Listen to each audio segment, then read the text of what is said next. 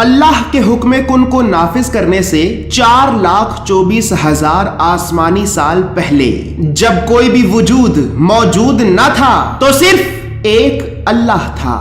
اس اللہ نے یہ چاہا کہ اس کے علاوہ کوئی ایسا موجود ہو جو اس کی خدائی کی وسعتوں سے لے کر اس کے کبریائی کے مقامات تک اور اس کے کبریائی کے مقامات سے لے کر اس کے قدرت کے کمالات تک اس کے تمام معجزات کو جان کر اور اس کی طاقت کو پہچان کر اس کی تعریف بیان کرے۔ تو اس اللہ نے حکم کن کو نافذ کرنے سے 4,24,000 آسمانی سال پہلے اپنے وجود کی پہچان کرانے کے لیے اپنے ہی نور میں سے ایک نور کو تخلیق کر دیا۔ بس جیسے ہی وہ نور تخلیق ہوا تو وہ نور اپنے خالق کی خدائی کو جان کر اس کی کبریائی کے مقامات کو پہچان کر اور اس کے قدرت کے کمالات کو جان کر اس کی تعریف کرنے لگا، اور یہ نور لاکھوں سال تک مسلسل اپنے خالق کی تعریف کرتا رہا۔ بس لاکھوں سال کے بعد اس نور کو بنانے والا پروردگار اس نور کے انداز میں اپنی تعریف سن کر اس نور سے اس قدر متاثر ہوا کہ اس پروردگار نے اس نور کو عزت کے اعلیٰ مقامات عطا کرنا چاہے تو بس ایک حکم جاری کیا، اور اس حکم کے نتیجے میں 12 حجابوں کو وجود میں لایا گیا، اور پھر ان 12 حجابوں کے وجود میں آنے کے بعد یہ نور ان 12 حجابوں میں بھی جا کر اپنے خالق کی پھر سے تعریف کرنے لگا۔ اللہ کے حکم سے اس نور کے لیے جن 12 حجابوں کو وجود میں لایا گیا تھا تو ان 12 حجابوں کے نام حجاب قدرت، حجاب عظمت، حجاب عزت، حجاب خیبت، حجاب جبروت، حجاب رحمت، حجاب نبوت، حجاب کبریا، حجاب منزلت، حجاب رفعت، حجاب سعادت اور حجاب شفاعت ہے۔ یہ نور پہلے حجاب قدرت میں 12,000 سال تک سبحان العلی الاعلی، دوسرے حجاب عظمت میں 11,000 سال تک سبحان عالم السر والخفی، اسی طرح تیسرے حجاب عزت میں 10,000 سال تک سبحان الملک المنان، حجاب خیبت میں 9,000 سال تک سبحان اللہ وبحمدہ، حجاب جبروت میں 8,000 سال تک سبحان کریم الاکرم، حجاب رحمت میں 7,000 سال تک سبحان رب العرش العظیم، حجاب نبوت میں 6,000 سال تک سبحان رب العزت اما یصفون، حجاب کبریا میں 5,000 سال تک سبحان العظیم الاعظم، حجاب منزلت میں 4,000 سال تک سبحان العلیم الکریم الکبیر، حجاب رفعت میں 3,000 سال تک سبحان ذی الملک والملکوت، حجاب سعادت میں 2,000 سال تک سبحان من یزیل الاشیاء ولا یزول، اور حجاب شفاعت میں یہ نور 1,000 سال تک سبحان ربی العظیم وبحمدہ کی صدائے بلند کر کے بس اپنے رب کی تعریف کرتا رہا، اپنے رب کی تعریف کرتا رہا۔ اسی طرح یہ نور ان 12 مختلف حجابوں میں ہزاروں سال تک مسلسل اپنے پروردگار کی تعریف کرتا رہا۔ بس پھر اس نور کو بنانے والا پروردگار ان 12 حجابوں میں بھی اس نور سے اپنی تعریف سن کر اس قدر متاثر ہوا کہ اس پروردگار نے دوبارہ پھر سے ایک اور حکم جاری کیا، اور اس حکم کے نتیجے میں کرسی کو وجود میں لایا گیا۔ اسی طرح کرسی کے بعد لوح، اور لوح کے بعد قلم کو پیدا کیا گیا، اور پھر پروردگار کی طرف سے قلم پہ یہ حکم جاری کیا گیا کہ اے قلم اپنے بڑی تعریفوں والے پروردگار کے نام سے لکھنا شروع کر۔ تو قلم یہ عرض کرنے لگا کہ اے میرے پروردگار کیا لکھوں؟ تو پروردگار نے قلم سے یہ فرمایا کہ اے قلم اپنے لکھنے کی ابتدا میرے اس کلام سے کر کہ لا الہ الا اللہ محمد رسول اللہ، محمد رسول اللہ۔ بس جیسے ہی قلم نے نام خدا کے ساتھ نام محمد کو سنا تو عرض کرنے لگا کہ اے تمام تعریفوں والے میرے پروردگار، یہ اتنے عظیم مرتبے کا مالک کون ہے کہ جس کا نام تو اپنے نام کے ساتھ لکھنا چاہتا ہے؟ تو پروردگار نے قلم سے یہ فرمایا کہ اے قلم اگر تو جاننا چاہتا ہے تو پھر جان لے اور اس کے مقام کو پہچان لے کہ یہ میرا محبوب اول ہے، وہ محبوب کہ جس نے سب سے پہلے تیرے رب کی عبادت کی، تیرے رب का जिक्र किया, और जब तेरे रब की तारीफ बयान करने के लिए कोई मौजूद ना था तो इसने सबसे पहले तेरे रब की तारीफ की। आए कलम, तेरा परवरदिगार अपने हबीब से अपनी तारीफ सुनकर इस कदर मुतासिर है कि बस अब तेरे परवरदिगार का ये इरादा है कि अनकरीब वो बहुत से आलमीन को पैदा करेगा और उन तमाम आलमीन पे वो अपने हबीब को एक ऐसा मुकाम अता करेगा कि जो मुकाम तेरे परवरदिगार ने ना अपने हबीब से पहले किसी को अता किया होगा और ना ही वो अपने हबीब के बाद किसी को अता करेगा। बस इसी तरह अल्लाह ने सबसे पहले अपने हबीब के नूर का तारुफ कलम से कराया और फिर कलम से तारुफ कराने के बाद अल्लाह के हुक्म से नाम मोहम्मद को कलम के जरिए लोह पे तहरीर किया गया और वो नाम 4000 आसमानी साल तक उस लोह पे नूर की तरह चमकता रहा। इसी तरह फिर लोहो कलम को पैदा करने के बाद अल्लाह ने अपने हबीब के नूर के कुछ हिस्सों से एक आलम को पैदा करने का इरादा किया। तो बस अल्लाह ने एक हुक्म जारी किया और उस हुक्म से अल्लाह के हबीब का नूर 5 हिस्सों में तकसीम हो गया। अल्लाह ने अपने हबीब के नूर के पहले हिस्से से अपने अर्श को पैदा किया, दूसरे हिस्से से आसमानों को पैदा किया, तीसरे हिस्से से चांद और जमीनों को पैदा किया, चौथे हिस्से से सूरज जैसे बड़े बड़े सितारों को वजूद अता किया। लेकिन इन 4 हिस्सों से इस सारे आलम को बनाने के बावजूद भी ये सब तारीक था, इसमें अंधेरा था। तो अल्लाह ने अंधेरे में डूबे हुए इस आलम को रोशन करना चाहा, इसे रोशनी से भरना चाहा। तो बस अपने हबीब के नूर के 5वें हिस्से से पहली मर्तबा सिर्फ रोशनी को पैदा किया और इसी तरह अल्लाह के हबीब के नूर के इन्हीं 5 हिस्सों से पहली मर्तबा एक आलम को वजूद में लाया गया।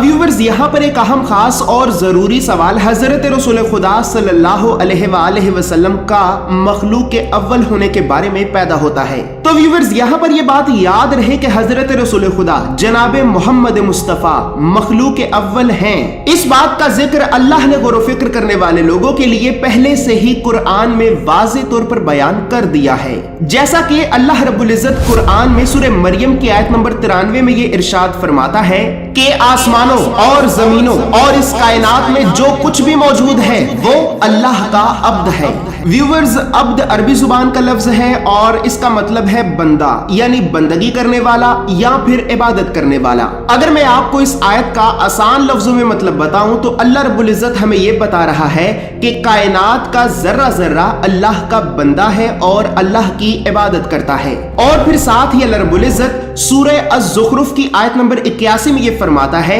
कुल इन कान लिर्रहमानि वलदुन फअना अव्वलुल आबिदीन, कि ए मेरे हबीब कह दीजिए कि मैं हूँ वो कि जिसने सबसे पहले अल्लाह के हाँ अल्लाह की इबादत की। इसी तरह कुरान में एक और जगह पर सूरह आले इमरान की आयत नंबर 83 में अल्लाह रब्बुल इज्जत ये इरशाद फरमाता है कि जमीन और आसमान और कायनात में मौजूद एक एक जर्रा अल्लाह का मुसलमान है और अल्लाह की बारगाह में सरे तस्लीम हम किए हुए हैं। और फिर साथ ही अल्लाह रब्बुल इज्जत सूरह अल अनाम की आयत नंबर 163 में ये फरमाता है, ला शरीक लहू व बिज़ालिका उमिरतु व अना अव्वलुल मुस्लिमीन, कि ए मेरे हबीब कह दीजिए कि मैं हूँ वो पहला मुसलमान कि जिसने सबसे पहले अल्लाह की बारगाह में सरे तस्लीम हम किया। व्यूअर्स, जब आप इन दोनों आयात को पढ़ेंगे तो इन आयात में मुसलमान और सरे तस्लीम हम, इन दोनों लफ्जों का मतलब जरूर याद रखिएगा और इन दोनों लफ्जों का मतलब एक ही है और वो मतलब यह है कि अपनी ख्वाहिश और अपने वजूद को अल्लाह के हुक्म के सामने झुका देना। अब जैसा कि मैं आपको कुरान से हजरत रसूल खुदा का मखलूक के अव्वल होने के बारे में बता चुका हूं, तो व्यूअर्स यहाँ पर यह बात भी याद रहे कि हजरत मोहम्मद मुस्तफ़ा सल्लल्लाहु अलैहि वसल्लम बेशक इस ज़मी पे एक इंसानी वजूद की सूरत में मौजूद रहे, लेकिन हकीकत में आप एक नूर हैं और आप एक नूर हैं। इस बात का जिक्र तो अल्लाह ने बगैर गौर फिक्र करने वाले लोगों के लिए भी कुरान में 2 जगहों पर सूरह अल माइदा की आयत नंबर 15 और सूरह अल अहज़ाब की आयत नंबर 46 में वाज़ेह तौर पर बयान कर दिया हुआ है। बस फिर जैसे ही अल्लाह ने अपने हबीब के नूर के इन 5 हिस्सों से एक आलम को बनाकर मुकम्मल किया, तो इस आलम को बनाकर मुकम्मल करने के बाद अल्लाह ने इस आलम में अपनी इबादत के लिए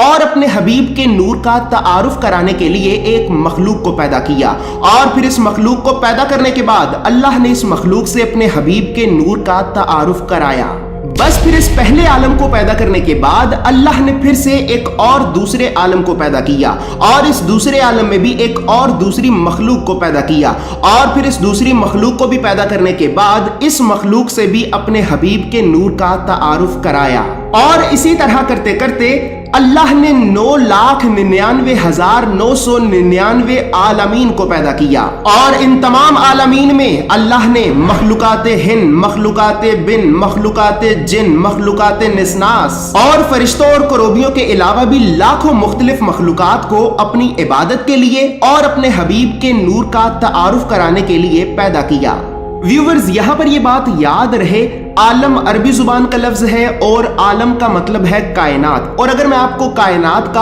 आसान लफ्जों में मतलब बताऊं तो पहले आसमान से लेकर 7वें आसमान तक जो कुछ भी मौजूद है ये सब का सब सिर्फ एक कायनात या फिर एक आलम कहलाता है। और जिस आलम में हम इंसान रहते हैं ये आखिरी आलम है और इस आलम से पहले अल्लाह ने 9,99,999 आलमीन को पैदा किया था। अब व्यूवर्स, यहाँ पर इन आलमीन से भी अहम खास और जरूरी सवाल ये पैदा होता है कि हजरत रसूल खुदा जनाब मोहम्मद मुस्तफ़ा सल्लल्लाहु अलैहि वसल्लम का इन आलमीन से क्या लेना देना। तो व्यूवर्स, यहाँ पर ये बात याद रहे कि कुरान में सूरह अंबिया की आयत नंबर 107 में अल्लाह रब्बुल इज्जत ये इरशाद फरमाता है, वमा अर्सलनाका इल्ला रहमतन लिल आलमीन, कि ऐ मेरे हबीब हमने आपको आलमीन के लिए रहमत बनाकर भेजा है। व्यूअर्स, अब मुझ बंदे फकीर को इस बात का इल्म नहीं है कि हकीकत में ये आलमीन कितने हैं या फिर इनकी तादाद कितनी है, लेकिन नवासा रसूल हजरत इमाम हुसैन इब्न अली के बेटे हजरत इमाम ज़ैनुल आबिदीन ये फरमाते हैं कि इन आलमीन की तादाद 9,99,999 है। लेकिन वो लोग जो रिवायात पर यकीन नहीं रखते और इस सवाल का जवाब सिर्फ कुरान से हासिल करना चाहते हैं, तो अल्लाह ने गौर फिक्र करने वाले लोगों के लिए कुरान की 2 आयात में इस सवाल का जवाब कुछ यूं बयान फरमाया है। जैसा कि अल्लाह रब्बुल इज्जत सूरह अंबिया की आयत नंबर 107 में इरशाद फरमाता है कि ऐ मेरे हबीब हमने आपको आलमीन के लिए रहमत बनाकर भेजा है। और फिर साथ ही अल्लाह रब्बुल इज्जत कुरान की पहली सूरह की दूसरी आयत में ये इरशाद फरमाता है कि अल्हम्दुलिल्लाहि रब्बिल आलमीन, तमाम तारीफें उस अल्लाह के लिए हैं कि जो तमाम आलमीन का खुदा है। मालूम ये हुआ कि अल्लाह रब्बुल इज्जत अपने कुरान की इन दोनों आयात के जरिए गौर फिक्र करने वाले लोगों को उनके इस सवाल का जवाब कुछ यूं बता रहा है कि ऐ लोगों, जान लो कि जहां जहां तक मैं अल्लाह रब्बुल आलमीन हूं वहां वहां तक मेरा हबीब रहमतुल लिल आलमीन है, रहमतुल लिल आलमीन है। इसी तरह फिर इन 9,99,999 आलमीन को पैदा करने के बाद इन आलमीन में से जिस जिस मखलूक ने हजरत रसूल खुदा जनाब मोहम्मद मुस्तफ़ा सल्लल्लाहु अलैहि वसल्लम के बताए हुए रास्ते का इकरार किया तो परवरदिगार आलम ने उसे इनाम के तौर पे जन्नत जैसी अजीम नेमत की जजा दी। और जिसने आपके बताए हुए रास्ते का इनकार किया तो परवरदिगार आलम ने उसे दोज़ख जैसी वादियों में फेंक कर हमेशा हमेशा के लिए सजा दी। बस फिर इसी तरह वक्त गुजरता रहा। जिस तरह अल्लाह ने 9,99,999 आलमीन को पैदा किया और उन आलमीन में मुख्तलिफ मखलूकात को पैदा किया और फिर उन मुख्तलिफ मखलूकात से अपने हबीब के नूर का तारुफ कराया, तो बिल्कुल इसी तरह अल्लाह ने अब ये इरादा किया कि वो एक और आलम यानी 10 लाखवें आलम को पैदा करेगा और इस आलम में अब वो एक ऐसी मखलूक को भी पैदा करेगा कि जो मखलूक बाकी तमाम मखलूकात के मुकाबले में सबसे बेहतर होगी, जिसका कोई सानी ना होगा, जो अशरफुल मखलूकात होगी। तो बस अल्लाह ने उस अशरफ और बेहतरीन मखलूक को पैदा करने से करीबन 2000 साल पहले अपने अर्श पे ये ऐलान किया कि ऐ तमाम फरिश्तों, जान लो कि मैं अनकरीब ज़मीन में एक ऐसी मखलूक को पैदा करने वाला हूँ कि जो मखलूक मेरी अब तक की पैदा करदा तमाम मखलूकात से बेहतर होगी, जिसे मैं अपना खलीफा मुकर्रर करूंगा और जो ज़मीन और आसमान में खलीफतुल्लाह के हिताब से जाना जाएगी। लिहाजा तुम्हारे परवरदिगार का ये हुक्म है कि जैसे ही वो अपनी बेहतरीन मखलूक की तख्लीक को मुकम्मल करके उसमें अपनी रूह फूंके तो तुम तमाम फरिश्ते फौरन सजदे में गिरकर उस मखलूक की ताज़ीम करना। बस जैसे ही फरिश्तों ने ये ऐलान सुना तो तमाम फरिश्ते फौरन अल्लाह के दरबार में हाजिर होकर अल्लाह से ये अर्ज करने लगे कि ऐ हमारे परवरदिगार, जिस तरह से तूने मखलूकाते निस्नास, मखलूकाते हिन, मखलूकाते बिन और मखलूकाते जिन को जमी पे गालिब किया तो उन्होंने तेरी जमी को फसाद से भर दिया, तेरी जमी पे एक दूसरे का नाहक खून बहाया और तेरी ही जमी पे तेरे हर हुक्म की नाफरमानी की। आए हमारे परवरदिगार, यकीनन ये मखलूक भी उन्हीं मखलूकात की तरह तेरी जमी में फसाद भरपा करेगी, तेरी जमी में एक दूसरे का नाहक खून बहाएगी और तेरी ही जमी पे तेरे हुक्म की नाफरमानी करेगी। ऐ तमाम तारीफों वाले हमारे परवरदिगार, तू हमें अपना खलीफा मुकर्रर कर, हम अपनी जिंदगी की इब्तिदा से इंतहा तक हर लम्हे तेरी बादशाही का जिक्र करेंगे, जमीन और आसमान को तेरी तारीफों से भरेंगे और हमेशा सिर्फ तेरे हुक्म की फर्माबरदारी करेंगे। आए परवरदिगार, बस तू एक मर्तबा हमें वो मुकाम तो अता कर कि जो मुकाम तू अनकरीब उस अशरफ और बेहतरीन मखलूक को अता करने वाला है। तो अल्लाह ने तमाम फरिश्तों को और फरिश्तों के तमाम सरदारों को अपने दरबार में हाजिर किया और उन सब से ये फरमाया कि ऐ फरिश्तों, जान लो कि जिस बात का इल्म तुम्हारे रब के पास है उस बात का इल्म तुम्हारे पास नहीं, और जहां तक बात तुम्हारी एतराज की है तो जान लो कि इस मखलूक में से जो भी अल्लाह की जमीन में फसाद भरपा करेगा तो तेरे परवरदिगार को उसे दोज़ख की आग में फेंक देने से कोई फर्क नहीं पड़ता। बात हकीक तुम्हारा परवरदिगार तो इस मखलूक को इसलिए वजूद में लाना चाहता है कि ये मखलूक अल्लाह की खुदाई को जानकर, उसकी किबरियाई को पहचान कर और उसकी कुदरत के कमालात को जानकर उसकी तारीफ करे, उसकी इबादत करे और उसके हबीब के बताए हुए रास्ते पे चले। लिहाजा ऐ इज़राइल, जा जमी पे और जमी पे जाकर जमी से हर तरह की मट्टी को उठा के मेरे पास ला। तेरा परवरदिगार खुद अपने हाथों से इस मखलूक की तख्लीक करेगा। व्यूवर्स, यहाँ पर ये बात याद रहे कि सही बुखारी की हदीस नंबर 3340, जबकि सही मुस्लिम की हदीस नंबर 480 और कुरान की सूरह साद की आयत नंबर 75 में अल्लाह का इंसान को अपने हाथों से बनाने का मतलब यह है कि दरअसल अल्लाह रब्बुल इज्जत यहाँ पर इंसान को उसके मुकाम के बारे में बता रहा है कि ऐ इंसान, देख जरा कि मैंने सारी कायनात को लफ्ज़े कुन से पैदा किया, लेकिन मैंने तुझे खुद अपने हाथों से बनाकर इज्जत का वो मुकाम अता किया है कि जो मुकाम तेरे मुकाबले में सारी कायनात भी हासिल ना कर सकी। और अगर अब भी तूने मेरे हुक्म की नाफरमानी की या फिर मेरे बताए हुए रास्ते पे ना चला तो जान ले कि तू अनकरीब इन तमाम आलमीन में सबसे ज्यादा नुकसान उठाने वालों में से होगा।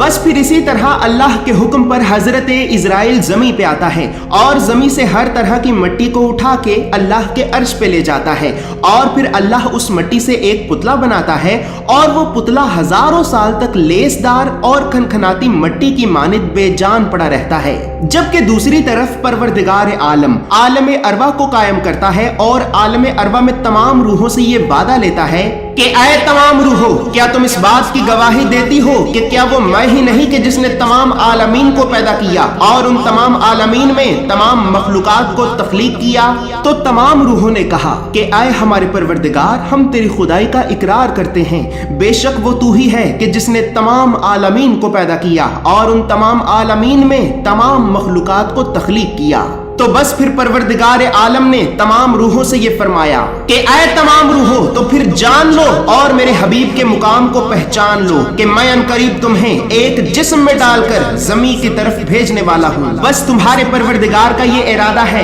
कि तुम सब जमी पे जाने के बाद मेरे हबीब की नबूवत का इकरार करना और उसके बताए हुए रास्ते पे चलना। और जान लो कि जमी पे जाने के बाद अगर तुम में से किसी ने भी मेरे हबीब की नबूवत का इनकार किया या फिर उसके बताए हुए रास्ते पे ना चला तो तेरे परवरदिगार को उसे दोज़ख की आग में फेंक देने से कोई नहीं रोक सकता।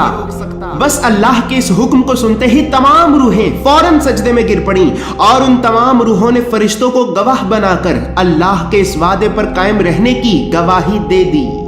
व्यूवर्स, आलम अरवा में रूहों से लिए हुए इस वादे का जिक्र कुरान में सूरह आले इमरान की आयत नंबर 81 में मौजूद है, जबकि कुरान में करीबन 3 जगहों पर सूरह आले इमरान की आयत नंबर 81, सूरह आराफ की आयत नंबर 172 और सूरह अहज़ाब की आयत नंबर 7 में अल्लाह रब्बुल इज्जत ने आलम अरवाह के बारे में जिक्र किया है। और आलम अरवाह के बारे में इमामों के इमाम हजरत इमाम जाफर सादिक के फरमाते हैं कि ऐ लोगों, जान लो कि अल्लाह ने हमारे इस عالم کو بھی پیدا کرنے سے 2000 آسمانی سال پہلے عالم ارواح کو پیدا کیا، اور اللہ نے عالم ارواح کے میدان میں آدم سے لے کر قیامت کی آخری گھڑی میں بھی پیدا ہونے والے ہر انسان کی روح سے ایک ایسا وعدہ لیا تھا کہ جس وعدے کا اقرار عنقریب تمہیں جنت اور انکار ہمیشہ ہمیشہ کے لیے جہنم میں لے جانے والا ہے، لیکن افسوس کہ تم اپنے گناہوں کی دلدل میں ڈوب کر اس وعدے کو بھلا چکے ہو۔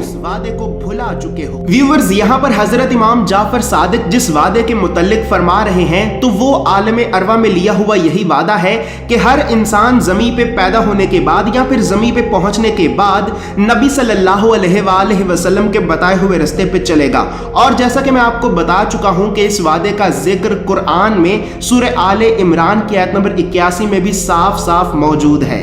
اسی طرح بس پروردگار عالم عالم ارواح میں بھی تمام روحوں کے سامنے اپنے حبیب حضرت محمد مصطفیٰ صلی اللہ علیہ وآلہ وسلم کی تعریفیں بیان کرتا رہا۔ پروردگار عالم نے عالم ارواح میں اپنے حبیب کی تعریفیں بیان کرنے کے بعد اپنے حبیب کو مزید عزت و احترام عطا کرنے کے لیے علم و معرفت کا مقام عطا کرنا چاہا، تو علم و معرفت کا مقام عطا کرنے کے لیے پروردگار عالم نے ایک حکم جاری کیا، اور اس حکم کے نتیجے میں نور سے بنے ہوئے 20 دریاؤں کو وجود میں لایا گیا، اور پھر ان 20 دریاؤں کو وجود میں لانے کے بعد نور محمد کو ان 20 دریاؤں سے گزارا گیا۔ اللہ نے ان 20 دریاؤں میں اپنے وہ خاص علوم رکھے تھے کہ جن کا علم اللہ کے علاوہ اور کسی کو بھی معلوم نہ تھا۔ بس پھر جیسے ہی نور محمد نور سے بنے ہوئے ان 20 دریاؤں سے اللہ کے ان خاص علوم کو حاصل کر کے باہر نکلا، تو باہر نکلنے کے بعد نور محمد سے 1,23,999 نور کے قطرے ٹپکے،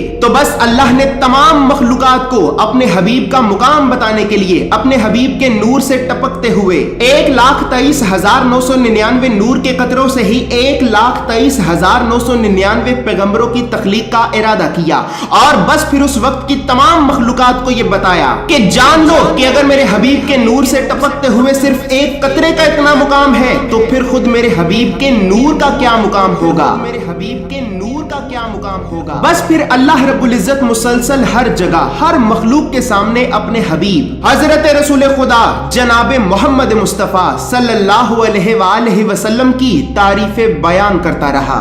اسی طرح کرتے کرتے وقت گزرتا رہا، اور پھر اس اشرف اور بہترین مخلوق کی تخلیق کا وقت آن پہنچا۔ اللہ نے عالم ارواح کے میدان میں روحوں سے لیے ہوئے وعدے کے قریباً 2000 سال بعد آدم کے جسم کو مکمل کر کے اس میں اپنی روح پھونکنے کا ارادہ کیا، تو بس جیسے ہی اللہ نے آدم کے جسم میں اپنی روح پھونکی تو تمام فرشتے فوراً سجدے میں گر کر آدم کی تعظیم کرنے لگے، لیکن فرشتوں کے تمام سرداروں میں سے ایک سردار ابلیس نے آدم کو سجدہ کرنے سے انکار کر دیا، تو اللہ نے غضبناک ہو کر ابلیس سے یہ فرمایا کہ اے ابلیس، کس چیز نے تجھے اللہ کے حکم کی نافرمانی کرنے پر مجبور کیا، یا پھر کیا تو اپنے آپ کو میرے اعلیٰ اور بلند مقام والوں میں سے سمجھتا ہے؟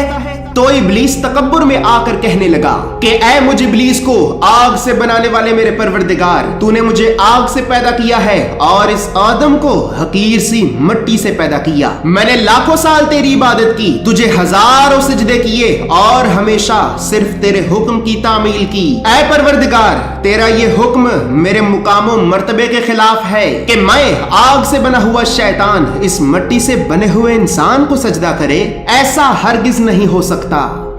ویورز، یہاں پر یہ بات یاد رہے کہ اللہ رب العزت نے شیطان کی اس بات کا ذکر قرآن میں سورہ صاد کی آیت نمبر 75 میں بیان کیا ہے، اور اللہ رب العزت نے غور و فکر کرنے والے لوگوں کے لیے قرآن کی اسی آیت میں ہی ایک نشانی کو بھی چھپا رکھا ہے، جیسا کہ اللہ رب العزت قرآن میں سورہ صاد کی آیت نمبر 75 میں یہ ارشاد فرماتا ہے کہ اے ابلیس، میرے حکم کے باوجود تو نے آدم کو سجدہ کرنے سے انکار کیوں کیا؟ اور پھر آگے اسی آیت میں ہی اللہ رب العزت یہ بھی فرماتا ہے، یا پھر کیا تو اپنے آپ کو میرے اعلیٰ اور بلند مقام والوں میں سے سمجھتا ہے؟ تو ویورز، یہاں پر یہ بات یاد رہے کہ قرآن کی سورہ صاد کی آیت نمبر 75 میں بلند مقام والوں سے مراد نبی صلی اللہ علیہ وآلہ وسلم کی پاک ذات ہے کہ جنہیں اللہ رب العزت کی طرف سے آدم علیہ السلام کو سجدہ کرنے کا حکم نہیں دیا گیا تھا۔ اگر میں آپ کو قرآن کی اس آیت کا آسان لفظوں میں مطلب بتاؤں تو اللہ رب العزت آدم علیہ السلام کی تخلیق کے وقت ابلیس سے یہ فرما رہا تھا کہ کہ اے ابلیس، کیا تو اپنے مقام کو میرے حبیب کے مقام کے برابر سمجھتا ہے کہ جو تو آدم کو سجدہ نہ کرے؟ ویورز، یہاں پر بھی ایک اہم خاص اور بہت ہی ضروری سوال حضرت رسول خدا کا آدم علیہ السلام کی تخلیق کے وقت موجود ہونے کے متعلق پیدا ہوتا ہے۔ تو ویورز، قرآن سے تو میں آپ کو رسول خدا کا مخلوق کے اول ہونے کے بارے میں بتا چکا ہوں، لیکن قرآن کے علاوہ یہاں پر یہ بات بھی یاد رہے کہ جامع الترمذی کی حدیث نمبر 3609 کے مطابق رسول اللہ صلی اللہ علیہ وآلہ وسلم نے اپنے پیارے اصحاب سے یہ فرمایا کہ اے میرے اصحاب، جان لو کہ میں اللہ کے ہاں اس وقت بھی نبی تھا کہ جب آدم جسم اور روح کے درمیان تھے۔ اسی طرح ویورز، اللہ کے اتنے عظیم حکم کے باوجود بھی ابلیس نے آدم علیہ السلام کو سجدہ کرنے سے صاف صاف انکار کر دیا۔ بس اب جیسے ہی ابلیس نے نبی صلی اللہ علیہ وآلہ وسلم کی پاک ذات کو اور اللہ کے حکم کو اپنے تکبر میں آ کر حقیر سمجھا، تو بس اللہ نے غضبناک ہو کر ابلیس سے یہ فرمایا کہ اے ابلیس، دفع ہو جا اللہ کے دربار سے۔ اللہ نے تیری عبادتوں کو، تیرے سجدوں کو تیرے منہ پہ مارا، بس تو ذلیل ہے اور عنقریب ایک بہت بڑا نقصان اٹھانے والے بدبخت کافروں میں سے ہے۔ بس اللہ کا یہ حکم نافذ کرنا ہی تھا کہ اللہ کے حکم پر اس بدبخت کافر کو فوراً زمین کے بھیانک جزائر کی طرف پھینک دیا گیا۔ جبکہ دوسری طرف اللہ نے اپنے حبیب کے نور کو حضرت آدم علیہ السلام کی جبی میں رکھا اور حضرت آدم کو اور بی بی حوا کو عزت و احترام کے ساتھ جنت میں داخل کر دیا۔ لیکن جنت میں داخل ہونے کے بعد جیسے ہی آدم اور حوا سے ایک بھول ہوئی، تو اسی بھول کے نتیجے میں